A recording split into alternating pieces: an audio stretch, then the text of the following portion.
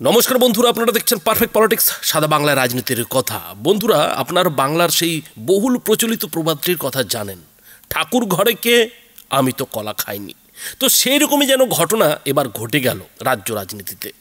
কি ঘটলো বন্ধুরা, এর আগের ভিডিওতেই আপনাদের যেটা বলেছি যে একটি বহুল প্রচলিত অনলাইন পোর্টাল খবর করেছিল যে সিবিআইয়ের চার্জশিটে অভিষেক বন্দ্যোপাধ্যায় নামে একজনের বিরুদ্ধে 15 কোটি টাকা ঘুষ নেওয়ার একটা অভিযোগ উঠেছে। আর সেই যে 15 কোটি টাকার ঘুষ নেওয়ার অভিযোগ, 15 কোটি টাকা চাওয়ার অভিযোগ, সেইটাকে ঘিরেই এবার যেটা দেখা গেল যে অভিষেক বন্দ্যোপাধ্যায় মানে তৃণমূলের নাম্বার 2 সেনাপতি, ডায়মন্ড হারবারের সাংসদ অভিষেক বন্দ্যোপাধ্যায়ের আইনজীবী সঞ্জয় বসু, তিনি কিন্তু রীতিমতো বিবৃতি দিয়ে বসলেন।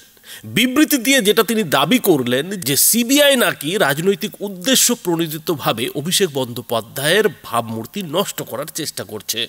আর সেই সঙ্গে তিনি এটাও দাবি করলেন যে নাকি অভিষেক বন্দ্যোপাধ্যায় সিবিআই কিংবা ইডি দুই তদন্তকারী সংস্থাকেই পূর্ণ সহযোগিতা করছেন, কিন্তু তারপরেও সিবিআই এবং ইডির তরফ থেকে তার মক্কেল মানে সাংসদ অভিষেক বন্দ্যোপাধ্যায়ের বিরুদ্ধে একটা বদনামের ষড়যন্ত্র করছে।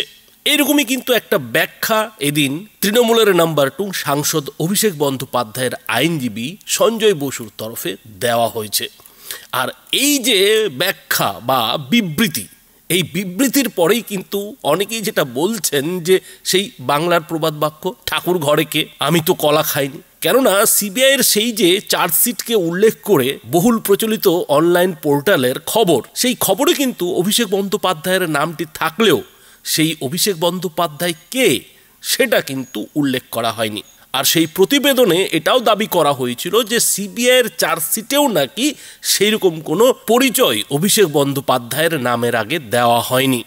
অর্থাৎ অভিষেক বন্দ্যোপাধ্যায় শুধু নামটিই ছিল, কিন্তু সেই অভিষেক বন্দ্যোপাধ্যায় কে সেটা কিন্তু সিবিআইয়ের চার্জশিটে উল্লেখ নেই, এমনটাই প্রতিবেদনে দাবি করা হয়েছিল। কিন্তু অভিষেক বন্দ্যোপাধ্যায়ের আইনজীবী রীতিমতো বিবৃতি দিয়ে যেটা জানিয়েছেন যে তার মক্কেল ইডি এবং সিবিআইকে তদন্তে পূর্ণ সহযোগিতা করছেন, তারপরেও কিন্তু দুই কেন্দ্রীয় তদন্তকারী সংস্থা ভিত্তিহীন অভিযোগ করছে। সঞ্জয়বাবু তার বিবৃতিতে যেটা দাবি করেছেন যে মামলার তদন্তকারী সংস্থা ইডি তার মক্কেলের বিরুদ্ধে কোনো চার্জশিট দাখিল করেনি, তার বিরুদ্ধে অপরাধেরও কোনো উপাদানের উপস্থিতিও মেলেনি। তারপরেও তৃতীয় অতিরিক্ত চার্জশিট তার মক্কেলকে হয়রানির উদ্দেশ্য ছাড়া আর কিছুই নয়। অর্থাৎ যে চার্জশিটকে নিয়ে এই মুহূর্তে বঙ্গ রাজনীতি উত্তাল, সেই চার্জশিটের যে অভিষেক বন্দ্যোপাধ্যায়, তারই মক্কেল অভিষেক বন্দ্যোপাধ্যায়, তৃণমূলের নাম্বার 2 অভিষেক বন্দ্যোপাধ্যায়, সাংসদ অভিষেক বন্দ্যোপাধ্যায়, সেটা কিন্তু এই যে সঞ্জয় বসু আইনজীবী, তিনি কিন্তু তার বিবৃতিতে স্পষ্টভাবে বুঝিয়ে দিচ্ছেন।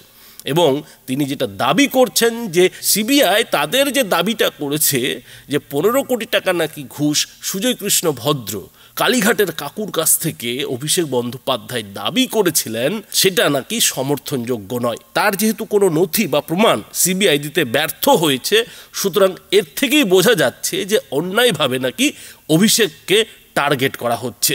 এবং এখানেই থেমে না থেকে তৃণমূলের সর্বভারতীয় সাধারণ সম্পাদকের তরফে পাল্টা এটাও অভিযোগ করা হয়েছে যে ইডিকে কাজে লাগিয়ে ব্যর্থ হওয়ার পরে একটি রাজনৈতিক শক্তি সিবিআইয়ের দিকে ঝুঁকেছে, স্বার্থ চরিতার্থ করার জন্য কেন্দ্রীয় সংস্থাগুলির অপব্যবহার করছে।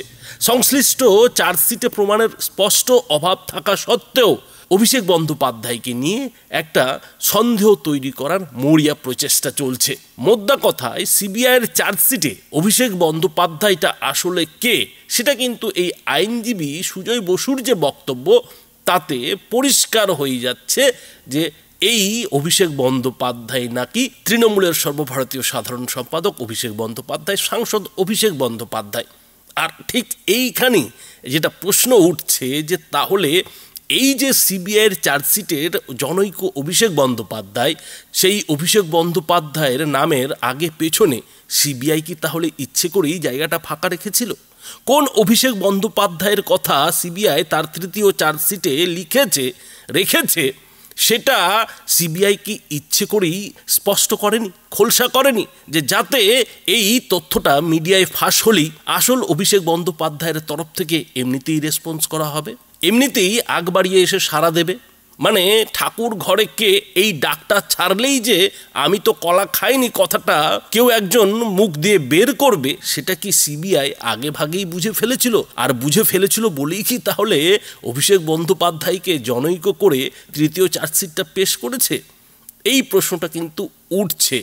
এবং সেই সঙ্গে আরও একটা কথা উঠছে যে অভিষেক বন্দ্যোপাধ্যায়ের আইনজীবীর তরফেই বা আগ বাড়িয়ে এইসব ব্যাখ্যা দেওয়ার কিংবা বিবৃতি দেওয়ার কেন প্রয়োজন পড়ল? এটা ঠিক যে সুজয় কৃষ্ণ ভদ্র, পার্থ চট্টোপাধ্যায়, মানিক ভট্টাচার্য এদের নামের সঙ্গে কোন অভিষেক বন্দ্যোপাধ্যায়ের নাম জড়াতে পারে এটা বাংলার পাবলিক, বাংলার মানুষ যে ঠিক বুঝে যাবে সে বিষয়ে কোনো সন্দেহ নেই। কিন্তু তারপরেও কোথাও কি এভাবে আগ বাড়িয়ে কলা খায়নি বলে বিবৃতি দেওয়ার ফলে এইটা প্রমাণ হয়ে যাচ্ছে না যে চোরের মন পুলিশ পুলিশ?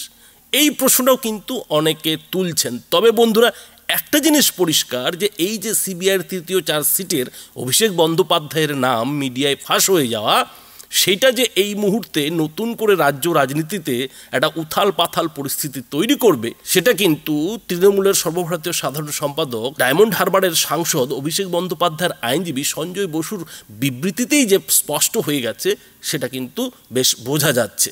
তবে বন্ধুরা, এ বিষয়ে আপনারা কি মনে করেন? আপনাদের মতামত অবশ্যই এই ভিডিওটির নিচে কমেন্ট বক্সে লিখে জানাবেন। ধন্যবাদ।